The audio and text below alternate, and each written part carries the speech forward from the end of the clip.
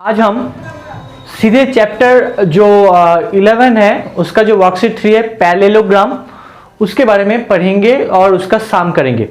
देखो पता नहीं मैं इस लेक्चर में मैं इस क्लास में वो मतलब वर्कशीट 3 स्टार्ट कर पाएंगे या नहीं ये मुझे पता नहीं, लेकिन हमें जो पैरेललोग्राम है ये क्या है, ये जो फिगर है ये एक फिगर है, डेफिनेटली ज्योमेट्रिकल फिगर है। तो ये फिगर क्या है इसके बारे में पढ़ेंगे।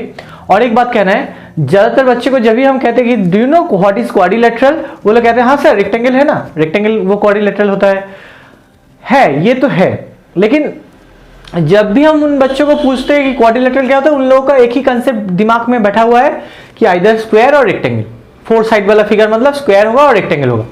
लेकिन ऐसा नहीं है, स्क्वायर रेक्टेंगल के मतलब इन दोनों को छोड़ के भी और भी बहुत सारे फिगर है जिसका 4 साइडेड वाला फिगर उसको कहते हैं।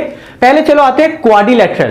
क्वाड्रिलेटरल मतलब कोई भी फिगर जो प्लेन में ड्रॉ किया गया है, क्लोज फिगर जिसका 4 साइड होगा, और पॉलीगन जिसका 4 साइड होगा उसको कहेंगे क्वाड्रिलेटरल।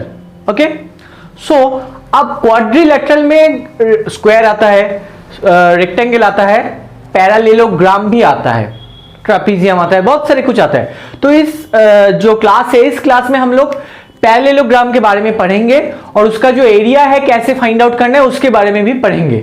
ओके, तो उससे पहले पैरेललोग्राम क्या है इसे हमें जानना है। तो देखो एक वर्ड जो है तुम लोग उस मतलब फेमिलियर वर्ड है वो है पैरेलल। पैरेलल मतलब क्या है, दो लाइन ऐसे पैरेलल होता है, ये अगर इनके बीच के डिस्टेंस हमेशा अगर सेम होता, ये दो जो लाइन है इन लाइंस को कहेंगे पैरेलल लाइंस।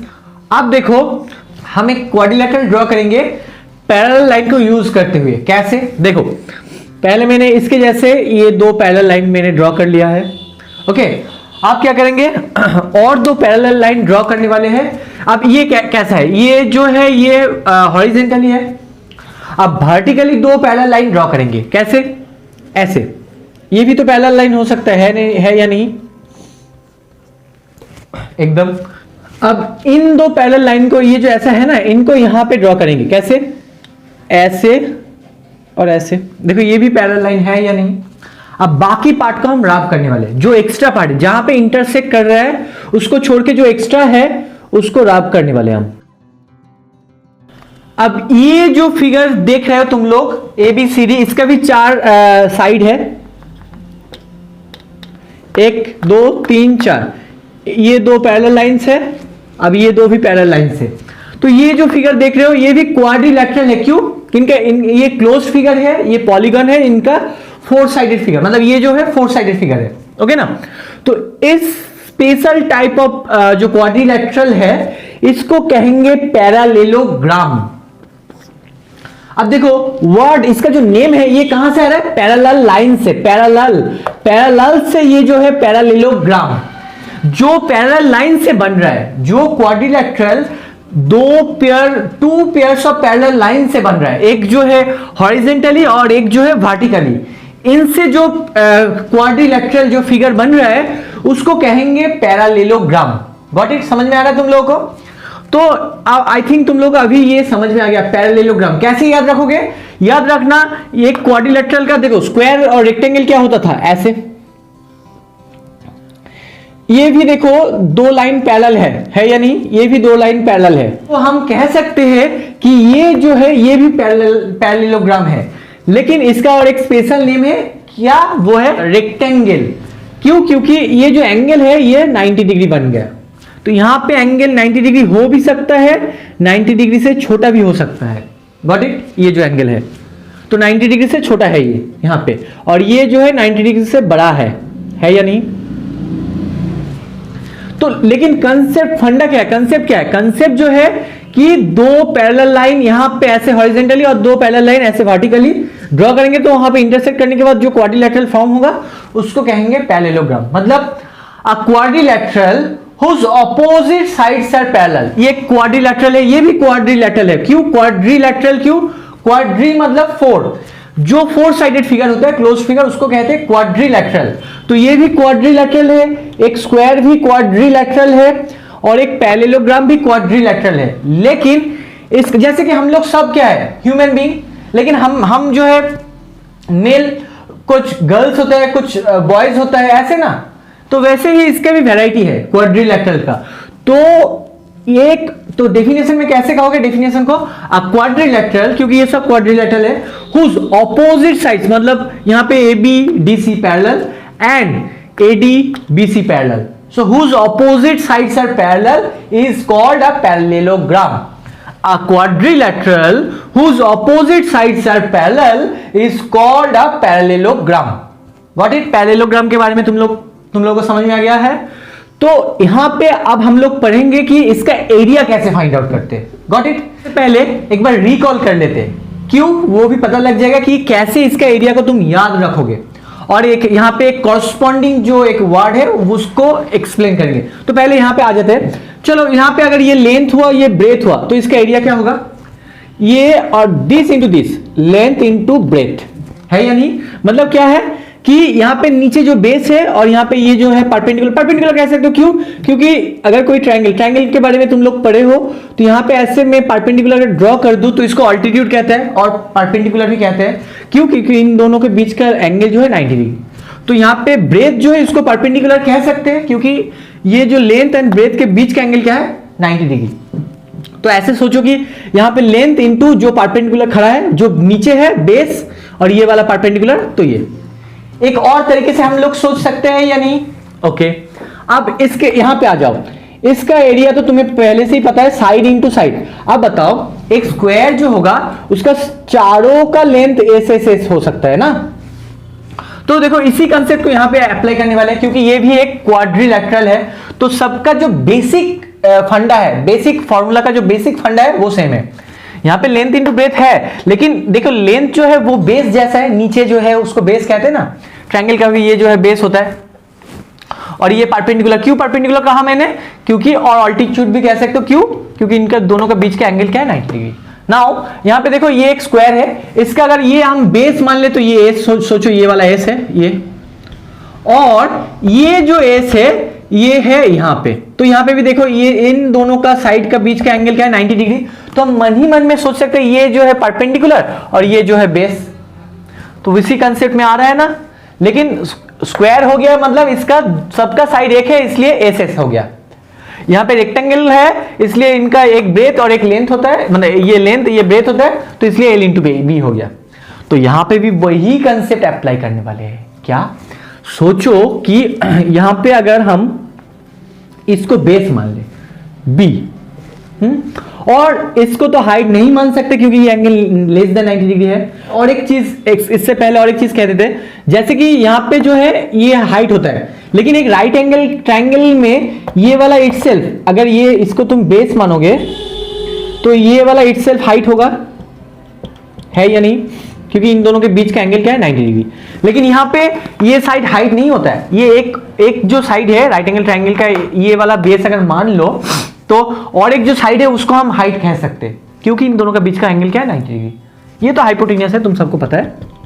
तो उसी कंसेप्ट को मैं, तो यहां पे भी देखो अलग से 90 डिग्री ड्रॉ कर रहा हूं। क्यों, क्योंकि इसका जो साइड है वो 90 डिग्री से कम है, कम हो बड़ा हो वो फैक्टर नहीं है, लेकिन 90 डिग्री तो नहीं है।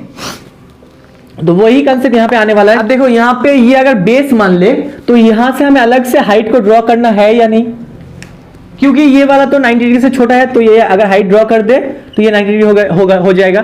अब 90 डिग्री देखने में कैसा होता है, एल वाला और उल्टा टी वाला। तो यहां पे देखो ये एकदम सीधा ऐसे खड़ा रहता है ना। तो ये वाला, तो ये 90 डिग्री हो गया।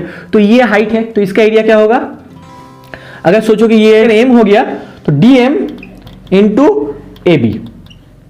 और नहीं तो ऐसे कह सकते हैं, इसका जो लेंथ है वो है एच फॉर हाइट, ओके, और बी फॉर बेस।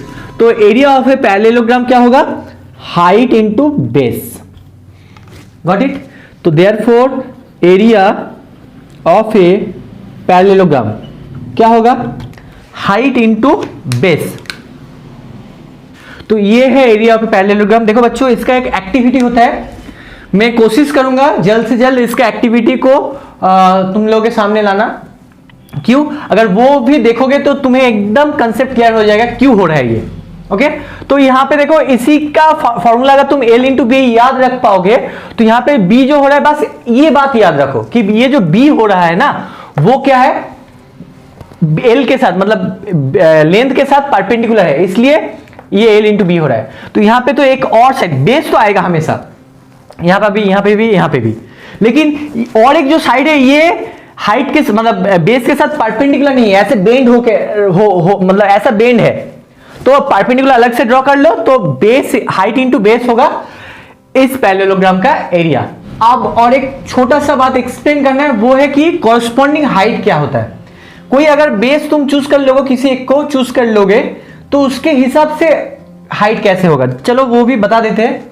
अब और एक छोटा सा बात डिस्कस करना है तुम लोगों के साथ, वो है कि कॉरस्पॉन्डिंग मतलब बेस के हिसाब से कॉरस्पॉन्डिंग हाइट क्या होता है। देखो ये जो पैरेललोग्राम मैंने ड्रॉ करके रखा है, मतलब इसका ऑपोजिट साइड पैरेलल है तो इसलिए इसको कहते हैं पैरेललोग्राम, मैंने अभी भी कहा। तो अगर डी पॉइंट से अगर हम परपेंडिकुलर और ऑल्टीट्यूड कुछ भी कहो, दोनों का मीनिंग एक ही है, हाइट मतलब ऑल्टीट्यूड एक ही है।